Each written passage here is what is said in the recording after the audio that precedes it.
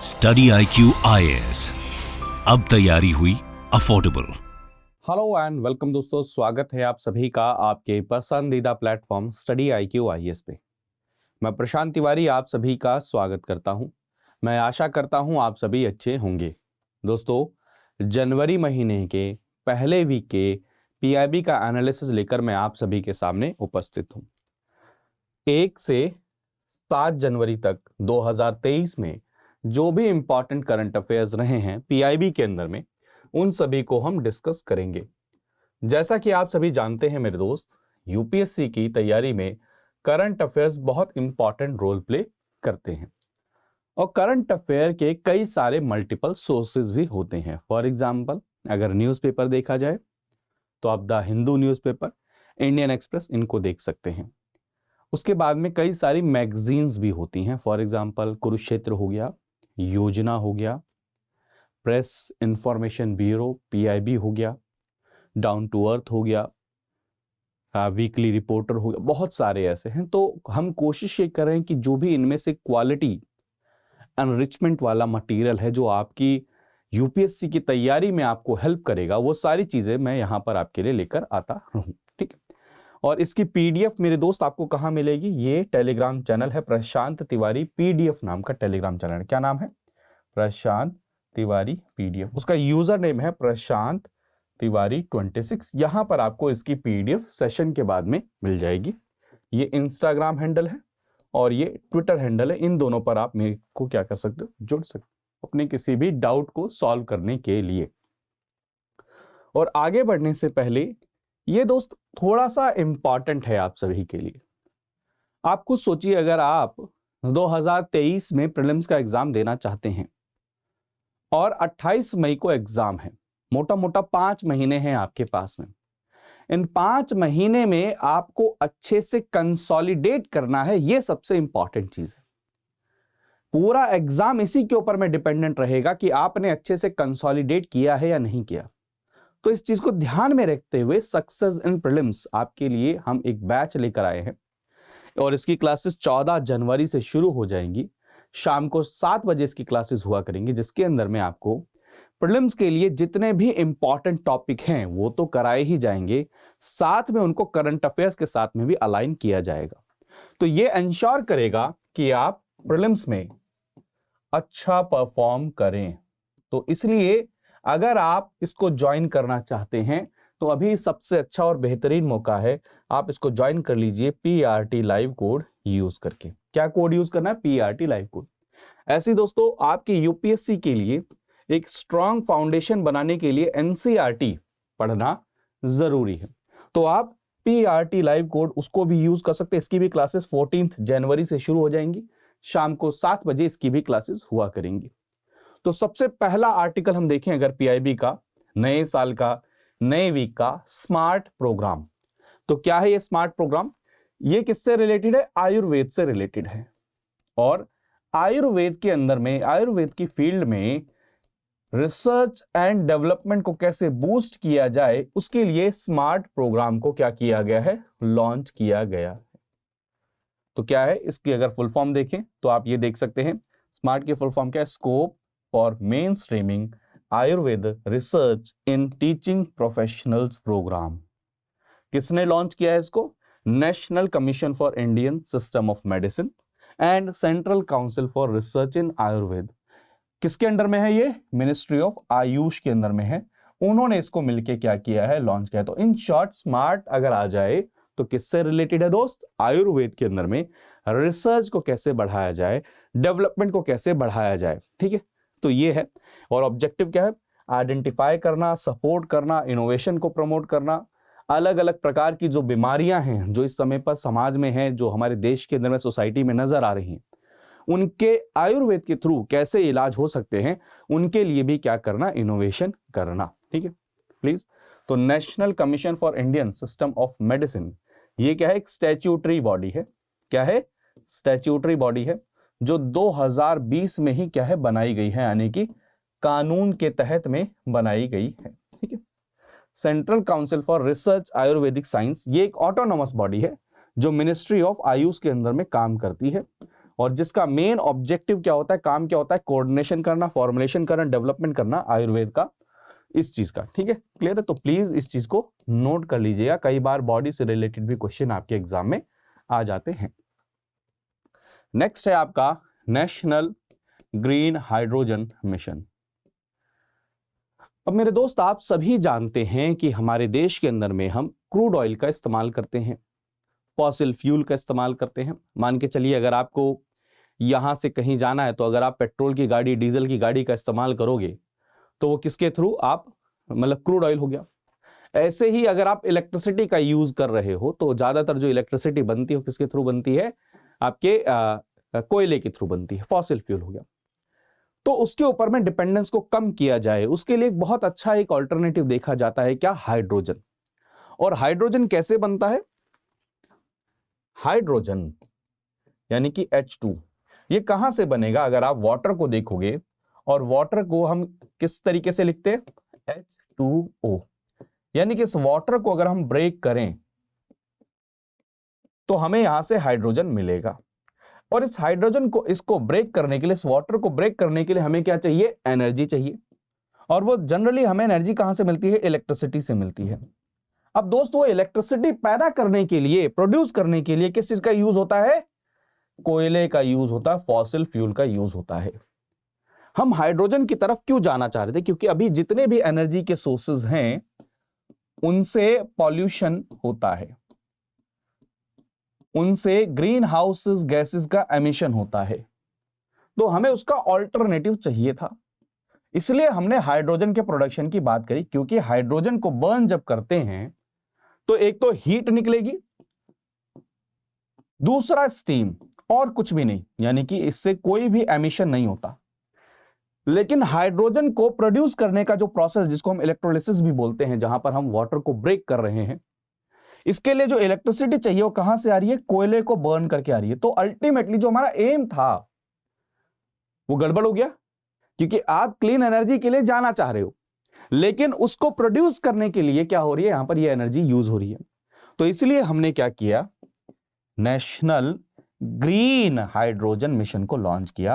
यानी कि हाइड्रोजन के प्रोडक्शन के अंदर में जो भी मेथड यूज होता है वो ग्रीन मेथड यूज हो। तो ग्रीन मेथड का मतलब क्या, यानी कि आपको जो अब इलेक्ट्रिसिटी चाहिए वो इस तरीके से प्रोड्यूस की जाए कि उसके कारण में कोई एमिशन या पॉल्यूशन ना हो। तो वो कौन सा मेथड हो सकता है, रिन्यूएबल एनर्जी। और उसके अंदर में कौन सा, सोलर एनर्जी की आप बात कर सकते हो। तो ठीक है, ये पूरा का पूरा मिशन लॉन्च किया गया है। ठीक है, तो यूनियन कैबिनेट ने 19,744 करोड़ रुपए की परमिशन दी है, और क्या है, 5 मिलियन मैट्रिक टन हर साल हम क्या करेंगे, ग्रीन हाइड्रोजन का प्रोडक्शन करेंगे। ठीक है, क्लियर। तो ये बहुत इंपॉर्टेंट है। तो ये आप देख सकते हैं यहां पर क्या क्या है, आप 5 MMT यानी कि million metric tonne green hydrogen को हर साल क्या करेंगे, पैदा करेंगे। इसके तहत में आपको 6 लाख जॉब क्रिएट होने के आसार हैं। इसके अंदर में 8 लाख करोड़ की इन्वेस्टमेंट के आसार हैं। इंपोर्ट जो हम फॉसिल फ्यूल का कर रहे हैं, ऑलरेडी मैंने बताया इंपोर्ट, वो क्या होगा, कम होगा।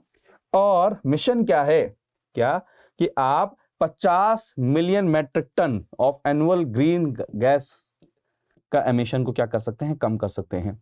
तो ये सारे के सारे इससे क्या है, ऑब्जेक्टिव है। मैंने पूरा प्रोसेस समझाया आपको, पूरी अप्रोच समझाई, नीड समझाया कि क्या है। तो आई थिंक इससे रिलेटेड आपको कोई भी चीज नहीं परेशानी होनी चाहिए। ठीक है, तो नेशनल ग्रीन हाइड्रोजन मिशन क्या करेगा, अपॉर्चुनिटीज क्रिएट करेगा, इन्वेस्टमेंट करेगा, जॉब क्रिएट करेगा, सारी चीजें करेगा। ग्रीन हाइड्रोजन हब बनाए जाएंगे, ऐसे रीजन जो केपेबल हैं लार्ज स्केल के अंदर में प्रोडक्शन को लेकर, वो क्रिएट कर जाएंगे। पब्लिक प्राइवेट पार्टनरशिप यानी कि गवर्नमेंट की इन्वेस्टमेंट के साथ में प्राइवेट इन्वेस्टमेंट को भी इसमें लेकर आया जाएगा। तो ये एक तरीके से विन विन सिचुएशन ही हमारे लिए क्या हो रही है।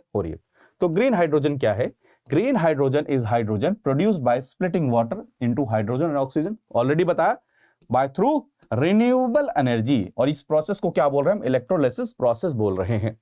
तो ग्रीन हाइड्रोजन को हम क्या कहते हैं, वर्ल्ड के अंदर में जहां पर जीरो एमिशन को टारगेट कर रहा हो तो ग्रीन हाइड्रोजन वहां पर बहुत अच्छा कंट्रीब्यूट कर सकता है। अब ऑलरेडी आप जानते हैं मेरे दोस्त कि भारत ने टारगेट लिया है कि हम क्या करेंगे, अपने एमिशन को नेट जीरो एमिशन पर ले जाएंगे 2070 तक। उसके अंदर में ये क्या करेगा, बहुत अच्छा कंट्रीब्यूट करेगा। ठीक है, चले नेक्स्ट है, ये स्कीम है, प्लीज इसको एग्जाम के लिए नोट कर लीजिएगा, बिंद। अब आप सभी ने दूरदर्शन से आप सभी का नाता होगा ही होगा, आप सभी ने देखा होगा। तो स्कीम क्या है, broadcasting infrastructure and network development. ये प्रसार भारती के द्वारा लॉन्च की गई स्कीम है, जिसके अंदर में ये कहा जाएगा कि कैसे इनके फंक्शंस को और ज्यादा इन्हांस किया जाए, कैसे नए इक्विपमेंट्स नई टेक्नोलॉजीज को लेकर आया जाए, ये चीजें करी जाएंगी। तो यानी कि कैबिनेट कमेटी ने बिंद स्कीम को क्या किया है, अप्रूव किया है, जो इंफ्रास्ट्रक्चर डेवलपमेंट करेगा किसका, प्रसार भारती का, जिसके अंदर में AIR ऑल इंडिया रेडियो है और DD दूरदर्शन है। ठीक है, इनका क्या इंफ्रास्ट्रक्चर को डेवलप करेगा, जो जो चीजें पुरानी हो चुकी हैं उनको अपग्रेड किया जाएगा। ठीक है, अगर कहीं किसी रीजन में अभी तक पहुंच नहीं हुई है तो वहां पर रीजन को एक्सपेंड किया जाएगा। ये सारी की सारी चीजें की जाएंगी। एट प्रेजेंट अगर देखा जाए 500 AR ब्रॉडकास्टिंग सेंटर हैं, दूरदर्शन के 36 TV चैनल्स हैं, अगर आप देखेंगे 28 रीजनल चैनल्स हैं। तो इस स्कीम के अंदर में उसको भी बढ़ाने की बात की गई है, जियोग्राफिकल एरिया को कवर करने की बात की गई है। ठीक है, इवन कई ऐसे भी एरिया होंगे जहां पर आप लाइन कनेक्शन को नहीं बिठा पा रहे हैं, या अभी वहां तक अभी भी डिश नहीं पहुंचा है, तो वहां पर आप 8 लाख DD के फ्री डिशेस देंगे, जहां पर left wing extremism, border area, tribal area, वहां पर ये सब पहुंचाएंगे। अब अच्छा, इससे फायदा क्या होगा, इससे कनेक्टिविटी भी तो होगी ना। अगर मान के चलिए किसी के पास में एक्सेस होता है, तो जो चीजें चल रही हैं देश विदेश में, उसके प्रकार में अवेयरनेस भी आती है, कनेक्टिविटी भी क्या होती है, इंक्रीज होती है।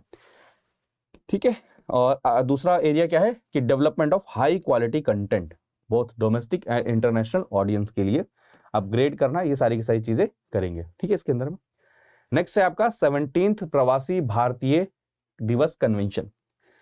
दोस्त, आप सभी इस चीज के बारे में ऑलरेडी अब कई बार पढ़ चुके होंगे कि हम प्रवासी भारतीय दिवस क्यों मनाते हैं, किस लिए मनाते हैं। तो याद रखिएगा, सबसे पहली बात तो हम प्रवासी भारतीय दिवस क्यों मनाते हैं, क्योंकि इसी दिन गांधी जी क्या है, वहां से, कहां से, साउथ अफ्रीका से 1915 में लौट कर आए थे। तो हम क्या करने वाले हैं, प्रवासी भारतीय दिवस का कन्वेंशन मनाने वाले हैं। किसके साथ है, मध्य प्रदेश के साथ मिलके, मिनिस्ट्री ऑफ एक्सटर्नल अफेयर्स, किसके साथ मिलके, मध्य प्रदेश की सरकार के साथ मिलके। कहां पर हो रहा है, इंदौर में हो रहा है, 2023 का। प्लीज याद रखिए, 8 से 10 जनवरी तक ये पूरा का पूरा प्रोग्राम चल रहा है। ठीक है, थीम क्या है, diaspora reliable partners for India's progress in Amritkaal. ठीक है, अब आप ये चीज समझिएगा कि क्यों मनाया प्रवासी भारतीय दिवस। जो भारतीय हैं, जो भारत के लोग हैं, वो विदेश में गए हैं NRI के रूप में, वहां दूसरे रूपों में काम कर रहे हैं, तो प्रवासी भारतीय हुए, जो दूसरे देशों में जाके क्या कर रहे हैं, काम कर रहे हैं। और ये हमारी कल्चरल सुपर पावर या फिर कल्चरल सॉफ्ट पावर को क्या करता है, एनहांस करता है, जिसको हम सॉफ्ट डिप्लोमेसी भी कह सकते हैं, कल्चरल डिप्लोमेसी भी कह सकते हैं। तो इसलिए हम इसको मनाते हैं। ठीक है, इंडिया का फ्लैगशिप प्रोग्राम है, जिसके अंदर एक प्लेटफॉर्म दिया जाता है इंगेज करने के लिए, कनेक्ट करने के लिए ओवरसीज सिटीजन से। ठीक है, तो कन्वेंशन के अंदर में 3 सेगमेंट हैं। जैसे आप देखेंगे, यूथ प्रवासी भारतीय दिवस ये 8 तारीख को मनाया जाएगा, जिसके अंदर में आपके जो मैस्करेनस जी हैं, कहाँ की हैं, आपके ऑस्ट्रेलिया की, वो इसके अंदर भाग लेंगे। ठीक है, और आपका क्या है, प्राइम मिनिस्टर नरेंद्र मोदी 9 जनवरी 2023 को वहां पर करेंगे, जहां पर वो इनॉग्रेट करेंगे प्रवासी भारतीय दिवस के कन्वेंशन को। और लास्ट में क्या होगा, आपकी श्रीमती जो हमारे प्रधानमंत्री प्रेसिडेंट हैं, वो इसके अंदर पार्टिसिपेट करेंगी। तो प्लीज याद रखिएगा, बहुत इंपॉर्टेंट है। और इसके अंदर में एक पोस्टल स्टैंप भी निकाला जाएगा, सुरक्षित जाएं प्रशिक्षित जाएं, यानी कि सेफली भी जाएं और प्रशिक्षित होकर, यानी कि ट्रेन होकर भी आप जाएं, जिसके कारण में आपको वहां पर कोई और परेशानी ना झेलनी पड़े। ठीक है, तो ये प्लीज याद रखिएगा। और मैंने ऑलरेडी बताया कि क्यों मनाया जाता है, आप सभी के सभी जानते होंगे, गांधी जी इसी दिन वापस आए थे साउथ अफ्रीका से। ठीक है, क्लियर है। और सारी की सारी चीजें इसके अंदर में और बहुत कुछ किया जाएगा, जैसे role of diaspora in innovation, role of India's diaspora in promoting India at 2047, 2047 में क्या, सॉफ्ट पावर को आगे बढ़ाना, ग्लोबल मोबिलिटी को इंक्रीज करना। ठीक है, ये सारी की सारी चीजें हैं। ठीक है, क्लियर है। किसी को भी कोई डाउट इससे रिलेटेड नहीं होना चाहिए। ठीक, चलिए नेक्स्ट आर्टिकल देखते हैं। नेक्स्ट आर्टिकल है स्टार्टअप इंडिया इनोवेशन वीक। अब क्या बात है, देखिए स्टार्टअप से हम हमेशा उम्मीद करते हैं कि वो देश के अंदर में इनोवेशन का कल्चर लेकर आएंगे। ठीक है, तो प्लीज याद रखिएगा कि department for promotion of industry and trade, ये किसके अंडर में आता है? मिनिस्ट्री ऑफ कॉमर्स के अंदर में आता है। इन्होंने स्टार्टअप इनोवेशन मतलब स्टार्टअप इंडिया इनोवेशन वीक कब से 10 जनवरी से 16 जनवरी तक 2023 में मनाया जाएगा, ऐसा इन्होंने प्लान किया। ठीक है, क्लियर। इसके अंदर में स्टार्टअप कैसे इनोवेशन के अंदर में कर सकते हैं। अब इनोवेशन क्या है? इनोवेशन क्या होता है दोस्तों? कोई एक प्रॉब्लम है, उसके सॉल्यूशन की तरफ हम जब जाते हैं तो इससे पता चलता है कि स्टार्टअप कल्चर सिर्फ और सिर्फ एक नया इन्वेस्टमेंट वेंचर ही नहीं है, बल्कि जो लोकल जो प्रॉब्लम्स है उनको भी सॉल्व करने का एक क्या है? वेंचर है। ठीक है, और ये किसके लिए, प्लीज याद रखिएगा, ये किस लिए मनाया जा रहा है? क्योंकि आप सभी को पता है नेशनल स्टार्टअप डे हम कब मनाते हैं? 16 जनवरी को मनाते हैं। स्टार्टअप इकोसिस्टम को हम क्या करने वाले हैं? बढ़ावा देने वाले हैं, इसलिए इसको मनाया जा रहा है। प्लीज इस चीज को नोट करिएगा। आपसे क्वेश्चन अगर पूछ लें कि नेशनल स्टार्टअप डे कब मनाया जाता है, तो आपको पता होना चाहिए 16 जनवरी को हम नेशनल स्टार्टअप डे के रूप में मनाते हैं। ठीक है, इसके अंदर में नॉलेज शेयरिंग सेशन होगा, गवर्नमेंट ऑफिशियल्स के साथ में मीटिंग होगी, रेलेवेंट स्टेक होल्डर्स के साथ मीटिंग होगी, ये सारी चीजें इसके अंदर में होने वाली हैं। ठीक है, चलिए आगे बढ़ते हैं। प्लीज ये फैक्ट जरूर याद रखिएगा, मैं आपको बार बार कह रहा हूं, नेशनल स्टार्टअप डे कब? 16 जनवरी को मनाया जाता है। ठीक है, अब आप हर इस चीज को सोचिए कि हम ज्यादा फोकस किस चीज पे कर रहे हैं, कि हम ज्यादा फोकस इस चीज पे हैं कि हमें अब वर्ल्ड के अंदर में सबसे लार्जेस्ट इकोनॉमी बनना है।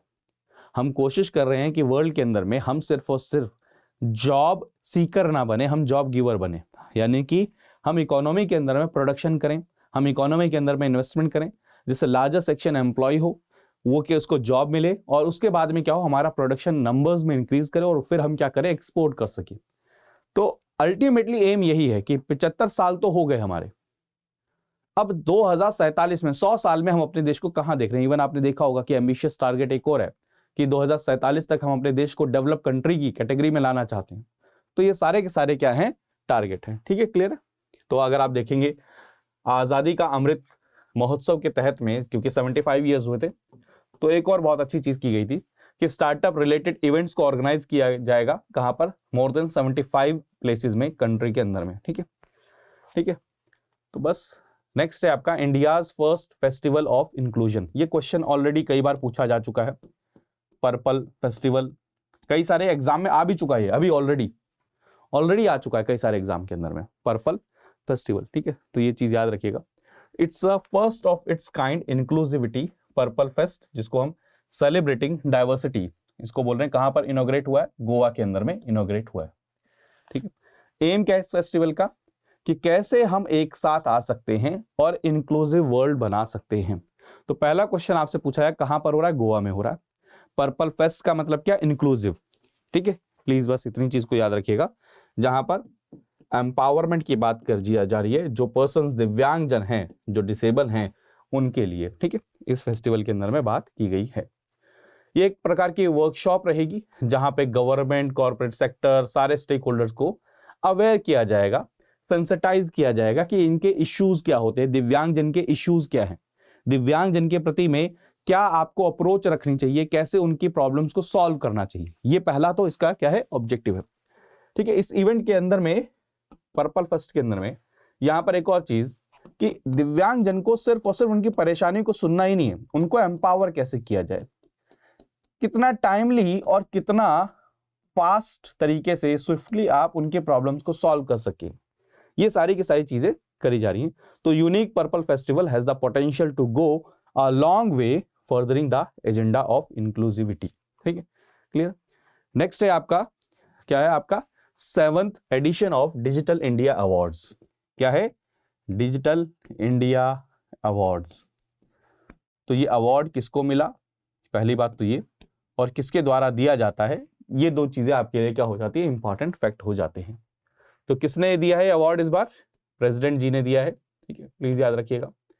ठीक है, 7 जनवरी को ये इवेंट हुआ डिजिटल इंडिया अवार्ड, ठीक है। अब यहां पर समझिए, जब हम डिजिटल इंडिया की बात करते हैं तो डिजिटल इंडिया से दोस्त ये चीज समझने की कोशिश करिएगा कि हम सर्विसेज को ऑनलाइन पहुंचाना चाहते हैं, हम काफी सारी चीजों को ऑनलाइन लाना चाहते हैं, हम चीजों को स्मूथ करना चाहते हैं, ट्रांसपेरेंट करना चाहते हैं, करप्शन फ्री करना चाहते हैं। इसलिए हम डिजिटल इंडिया की बात करते हैं, डिजिटल कैंपेन की बात करते हैं, डिजिटल इनोवेशंस की बात करते हैं। फॉर एग्जांपल आप मान लीजिए गवर्नमेंट के पास में अगर आप कोई टेंडर जाता है, मान के चलिए कोई गवर्नमेंट को चाहिए पेन चाहिए। अब पेन के लिए पहले तो क्या होता था कि वो जाते थे और किसी से टेंडर मंगवा लिया कर लिया। तो जब ऐसी फाइल होती थी तो डिले होना, करप्शन के चार्जेस होना, बहुत सारी चीजें होती थी।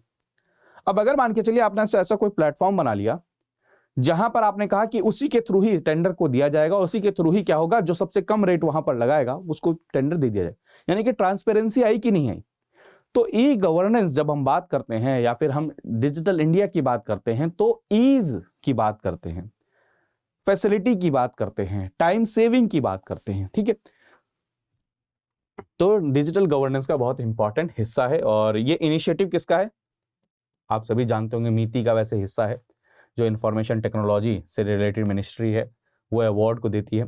तो ई नैम को क्या मिला है, ये अवार्ड मिला है। ई नैम किसका है, जो मिनिस्ट्री ऑफ एग्रीकल्चर है उसके द्वारा शुरू किया गया है, नेशनल एग्रीकल्चर मार्केट, ठीक है। अब ये बहुत इंपॉर्टेंट है, आपको सोचिए कि किसान यहां पर अपना सामान बेच सकता है, अपना प्रोड्यूस बेच सकता है, ठीक है। तो प्लीज याद रखिएगा, इसको क्या मिला है, प्लैटिनम अवार्ड मिला, यानी कि फर्स्ट प्राइज मिला है digital empowerment of citizen category के अंदर में।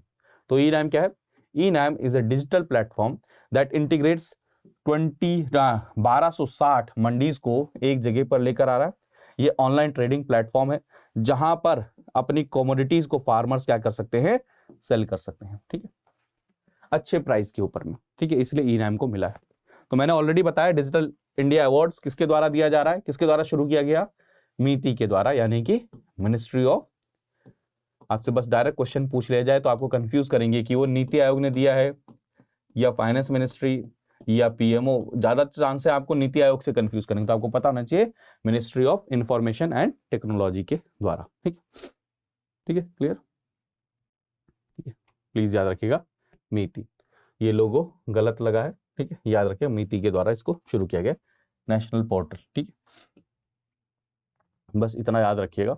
नेक्स्ट है आपका एक्सरसाइज वीर गार्जियन। क्या एक्सरसाइज वीर गार्जियन, धर्मा गार्जियन किसके साथ था, नाम से ही पता चल जाएगा किसके साथ है, जापान के साथ है और एयरफोर्स की है। तो धर्मा गार्जियन भी इन्हीं के साथ था। तो बस इतना याद रखिएगा, वीर गार्जियन क्या है, ये इंडियन एयरफोर्स एंड जापान की एयरफोर्स के बीच में है, दैट्स इट, बस, ठीक है, क्लियर है। बस इससे ज्यादा और कुछ याद नहीं रखिएगा आपका। और धर्मा गार्जियन का नाम भी याद रखिएगा कि वो किसके बीच में है, इंडिया और जापान के बीच में ही है, दैट्स इट। तो ये जो इंपॉर्टेंट इस वीक के करंट अफेयर थे वो मैंने आपके साथ में डिस्कस कर लिए, क्योंकि हम वीकली करते हैं तो ज्यादा लंबा सेशन करने की जरूरत भी नहीं है और लिमिटेड ही आर्टिकल होते हैं जो आपके प्रीलिम्स या मेंस में डायरेक्ट फैक्ट पूछा जा सकता है।